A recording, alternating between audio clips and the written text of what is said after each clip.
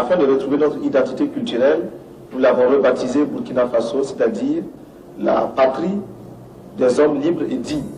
Notre révolution signifie également donner à boire au peuple. Et nous avons dû creuser à la main parce que nous n'avons pas de bulldozer, nous n'avons pas les machines, les caterpillars, forage de puits.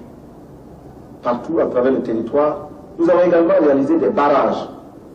Les barrages ne sont pas très grands, c'est des tout petits barrages que les populations ont réussi à construire elles-mêmes, souvent en chargeant sur la tête les blocs de pierre, parce que nous n'avons pas de brouette, nous n'avons pas de camion pour le faire.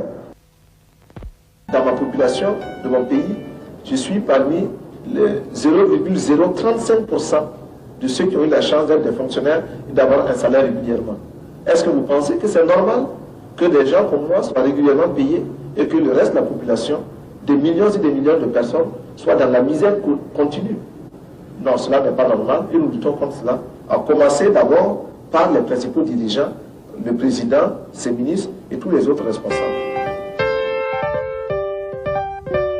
Le sacrifice. Et ce sacrifice commence d'abord par les dirigeants eux-mêmes. Dans notre pays, il est interdit aux ministres de voyager par avion dans les classes premières. Ils doivent voyager en classe économique.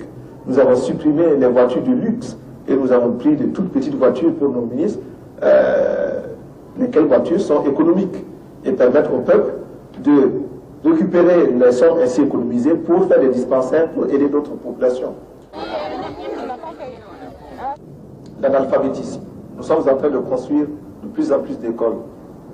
Pour vous donner un ordre d'idée, de 1960 à 1983, c'est-à-dire depuis la date où la France, qui nous avait colonisés, a permis à notre pays d'accéder à l'indépendance jusqu'au début de la Révolution, nous avons pu mettre à l'école environ 12% des enfants. Ce nom Haute-Volta, Eco-Volta en anglais, a été légué par la colonisation.